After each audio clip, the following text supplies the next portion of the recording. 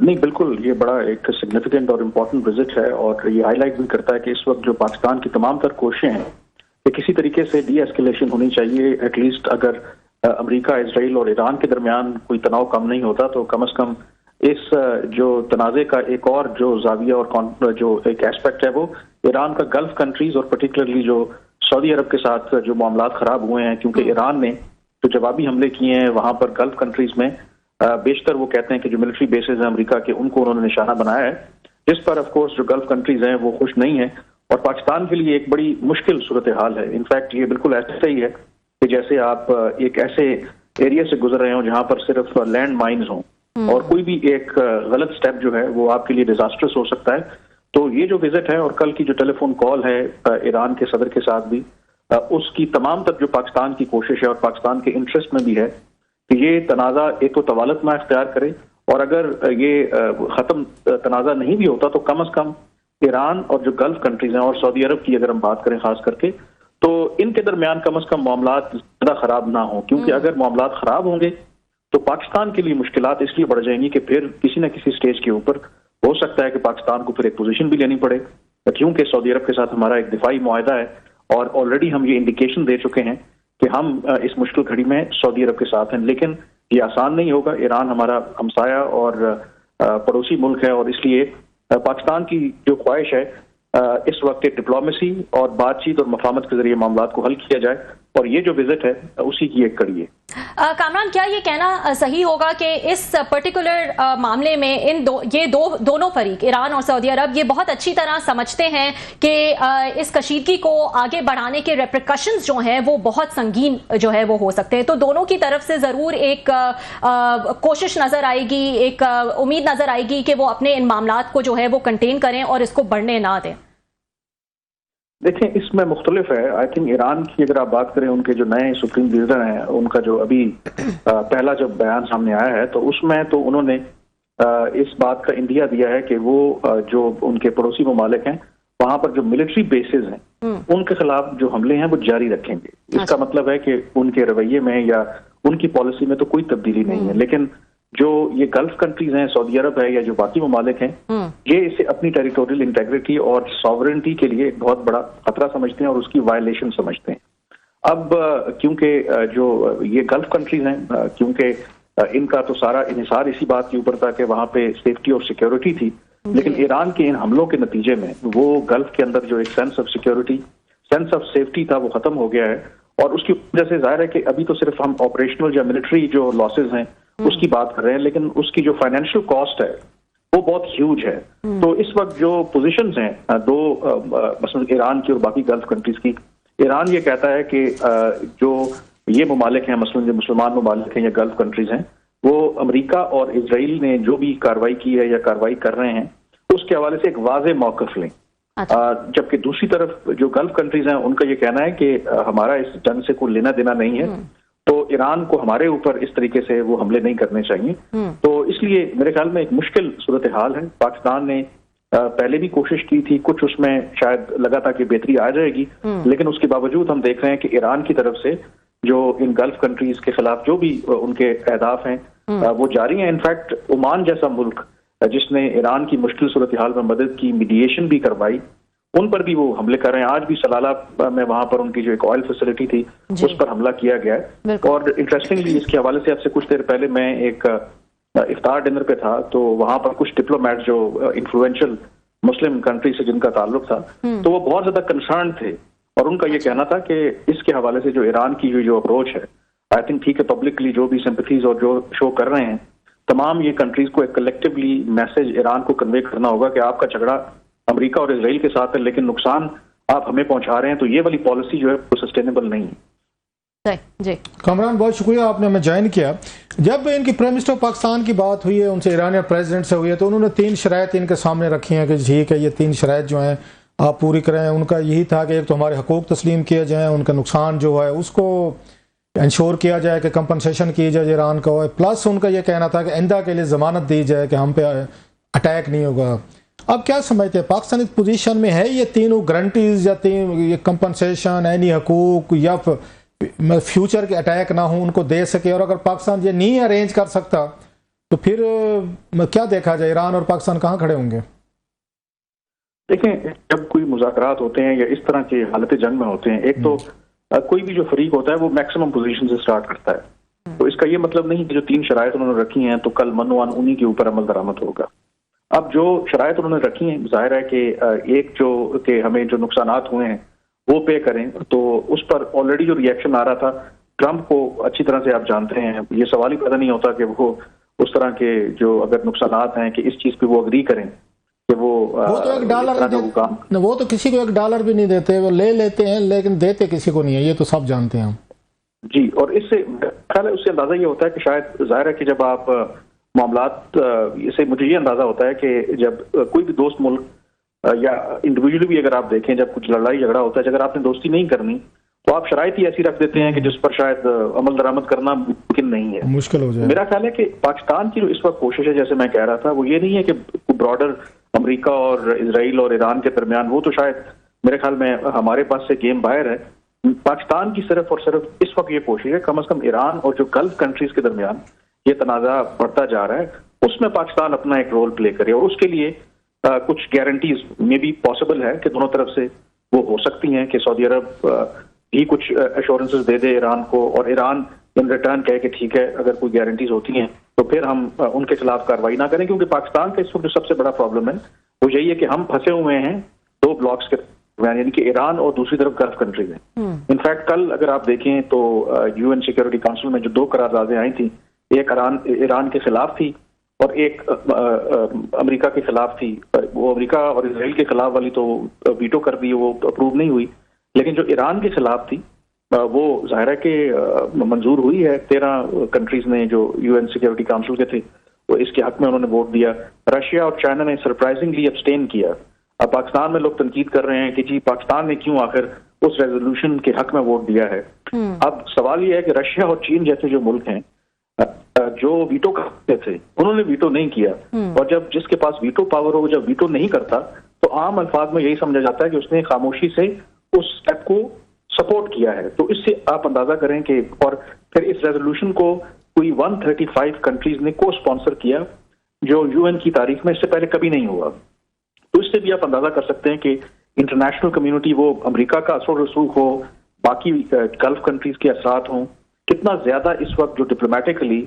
Iran अगर आप देखें तो वो कितना कॉर्नर पे है। तो इस सारी सूरत हाल को देखते हुए पाकिस्तान शायद ईरान को यही बताने की कोशिश कर रहा है कि जब आप इतनी मुश्किल सूरत हाल में हैं, वेस्ट के साथ वैसे ही आपके नहीं लगती, और अब आपने अपने पड़ोसी मुल्कों के ऊपर, ठीक है जवाब आपका जो भी हो, हमले करके फर्दर आपको आइसोलेट कर रहे हैं, तो अपने लिए मुकम्मल दरवाजे बंद ना करें, कम से कम मुस्लिम कंट्रीज के साथ ये मामला खराब ना करें। तो ये मेरे ख्याल में पाकिस्तान का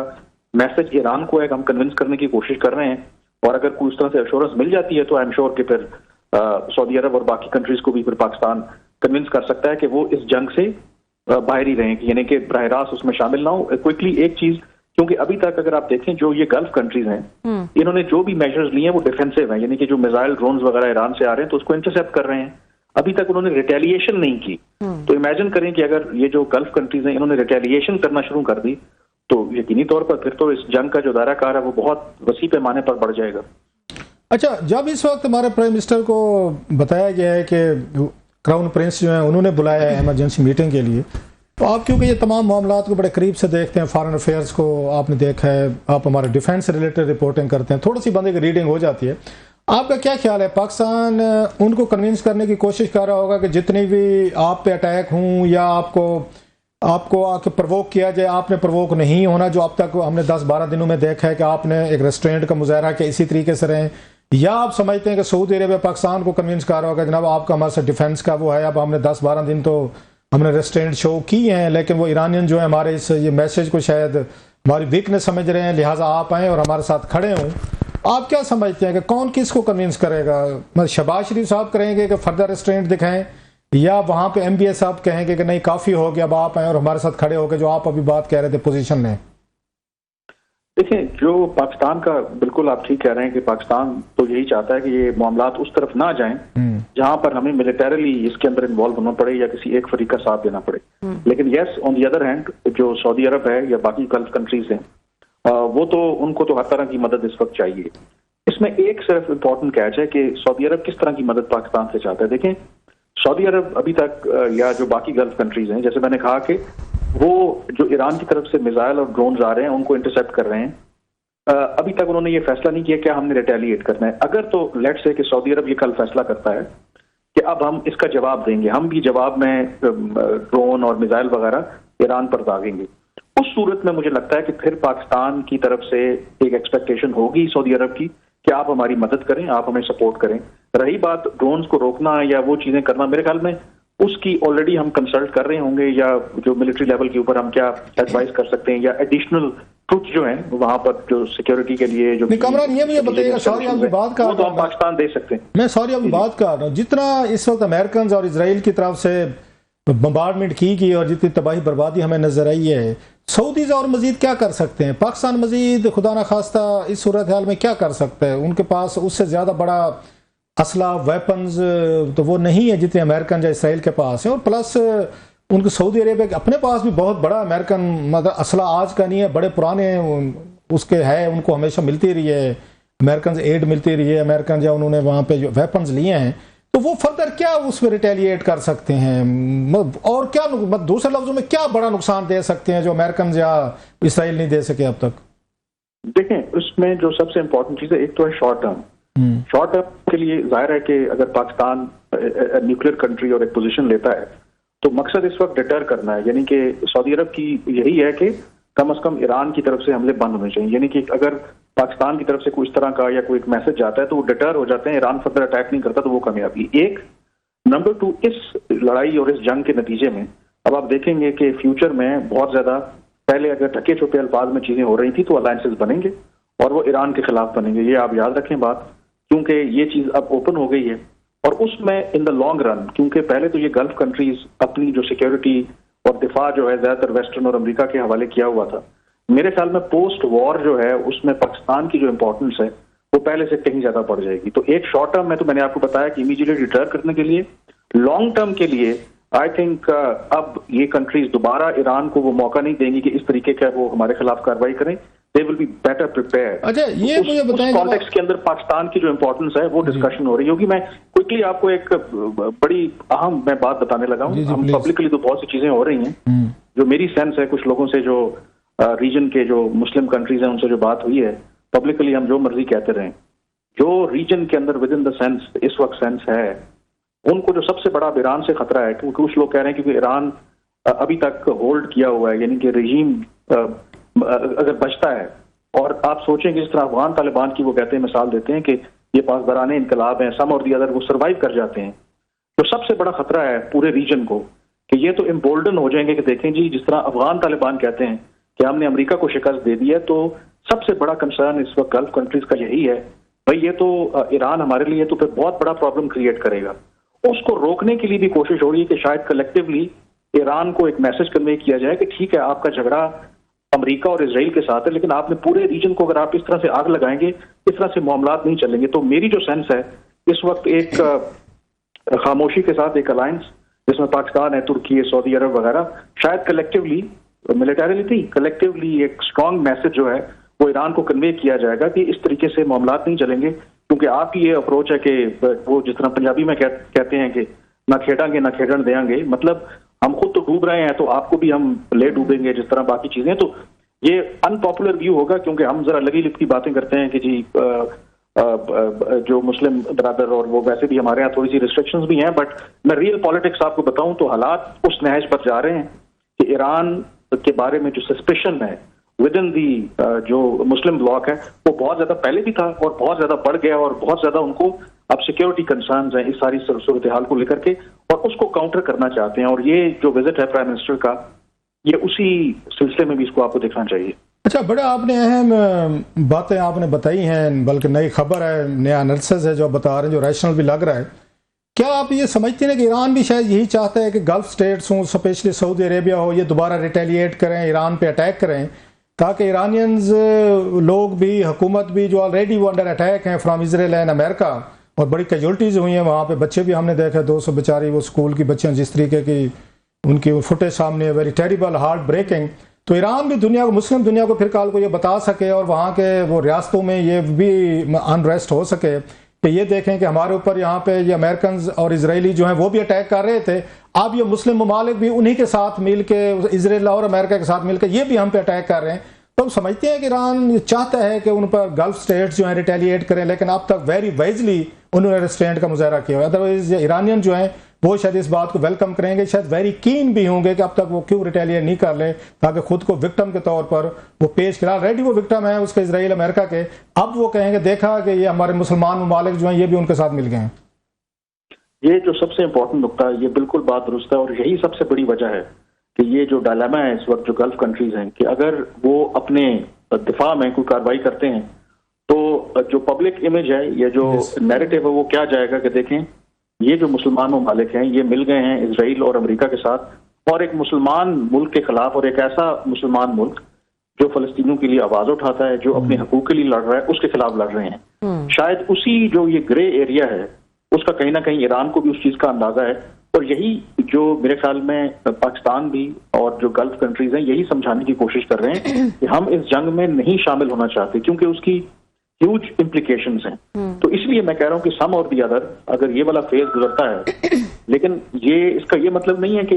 ये जो कुछ अभी हुआ है तो इसका जो लार्जर इम्प्लीकेशन है वो बाद में नहीं आएगी। मैं इसलिए कह रहा हूं कि असल तो एक फेज अभी जब जिस नुक्ते पे भी जंग रुकती है एक हो जाएगा, लेकिन उसके बाद की जो सूरत हाल है रीजन में क्या कुछ होगा, मेरे ख्याल में ये बहुत डिफरेंट नहीं। वो बातें आपकी ठीक है, क्योंकि अभी हमने देखा 2 बैलिस्टिक मिसाइल उन्होंने अगर ईरान ने उनकी तरफ भी भेजे हैं, तुर्की की तरफ जो नेटो ने उनको शूट डाउन किया है, पाकिस्तान के साथ भी हम देख रहे हैं, सऊदी अरेबिया, मतलब खुदा ना खास्ता अगर किसी स्टेज पे इसमें तुर्की इन्वॉल्व होता है, पाकिस्तान एक्टिव होता है, सऊदी अरब होता है, यूएई, कुवैत, बहरीन या ओमान, जितने भी ममालिक खिते के हम जो देख रहे हैं, अगर 7-8 इकट्ठे होकर ये भी रिटेलिएट करते हैं या लड़ाई होती है, तो फिर तो ईरान तो कहेंगे देखे पहले अमेरिकन और इजरायली ने हमारे बच्चे मारे, ये भी चलो उन्होंने मारे, ये मुसलमान ममालिक थे, ये भी हमें मार रहे हैं।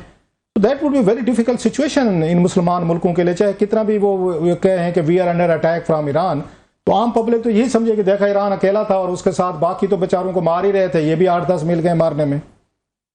बिल्कुल, और आई थिंक उसमें जो सबसे बड़ी बात है, ये तो इजराइल का पर्पस सर्व हो जाएगा कि मुसलमान ममालिक आपस में लड़ना शुरू हो जाएंगे और पूरा रीजन जो है वो डिस्टेबलाइज हो जाएगा। इसीलिए जो आप बिल्कुल बात ठीक कह रहे हैं कि अभी तक जो रिस्ट्रेंट शो कर रहे हैं गल्फ कंट्रीज, वो सबसे बड़ी वजह यही है। अगर वो रिटेलिएट करना भी चाहते हैं तो वो कर नहीं सकते, अगर करेंगे तो पब्लिकली भी उसको अच्छा नहीं समझा जाएगा, क्योंकि इस वक्त जाहिर है कि यही समझा जाता है, रिसेप्शन यही है कि ईरान के साथ ज्यादती हो रही है, और उसमें अगर मुसलमान ममालिक भी शामिल हो जाते हैं वो बेशक अपने दिफा के लिए करेंगे, लेकिन तासुर तो यही जाएगा कि अच्छा ये तो अमेरिका और इजराइल की मदद कर रहे हैं। तो यही वो नुक्ता है जो पाकिस्तान, जो मेरा ख्याल है, मतलब मैं प्रीवी तो नहीं हूं जो बातचीत हो रही है, बट इसमें कोई रॉकेट साइंस नहीं है। हम जो ईरान को यही बताने की कोशिश कर रहे हैं कि देखें आपके लिए ऑलरेडी ये जंग जो आपके ऊपर मुसल्लत की गई है, जो सारी सूरत हाल है, इससे आपने निकलना भी है, पोस्ट वॉर में रिकंस्ट्रक्शन बाकी चीजें, तो रीजन के साथ लड़के तो आप ये नहीं हासिल कर सकते। और ये जो आपने एक तरीका अगर इख्तियार किया है, और बिल्कुल देखें पाकिस्तान ने मजम्मत की ईरान के ऊपर जो हमले हुए, बिल्कुल, और पाकिस्तान ने उस करारदाद को भी सपोर्ट किया जो पास तो नहीं हुई, जिसमें अमेरिका और इजराइल की तरफ से हमले किए गए थे और उसकी टेरिटोरियल इंटेग्रिटी और सॉवरेनिटी को वायलेट किया गया था। और उससे ज्यादा आप क्या कर सकते